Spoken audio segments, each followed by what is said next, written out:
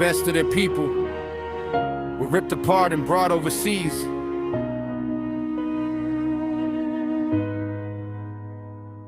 Kidnapping in masses, filling the ships was the sounds of their pleas. Forced to work for their owners, yes, they were owned like cattle and treated like chattel.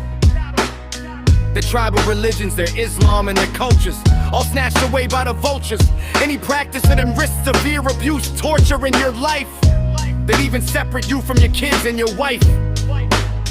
To never see them again, oh my God, I can't even imagine the pain. To survive, they had to obey their masters and take on the only acceptable faith. The faith that warranted this terror and claimed the Africans were animals who weren't meant to be enslaved forever. So the abused had no choice but to take and turn the hateful teachings into a delicacy. Creating their own version was the key. Just like the leftover animals tossed to them after their masters ate their full, the poor Africans turned them into delicacies too. So what makes me sad and confused is why after all this abuse, you go on and follow a version of your faith that's not the truth, supporting extremism, Epstein cleansing and turning people into a race. My brothers and sisters, don't you see? Your Lord is not in any need for you to ethically cleanse and wipe out a people.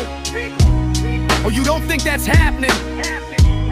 And what do your leaders have you believe? You're smarter than blind faith. You can't think that taking over a place doesn't involve murder and rape. What happened to love thy neighbor, do no harm? What happened to the peaceful Lord you believed in? Was it only true for those around you, but for those in Palestine?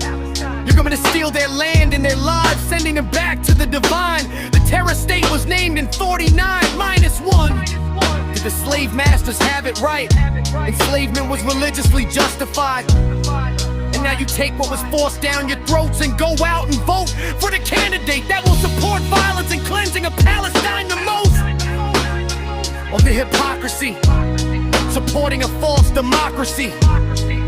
What kind of biography do you want to leave behind? I know mine. I know mine. I miss my friends who tossed me aside for their false version of the divine. I know mine. And it's not supporting the killing of mankind. Please don't speak of a pretend peace anymore before I lose my mind. Justice will be served in kind, 'cause I know mine.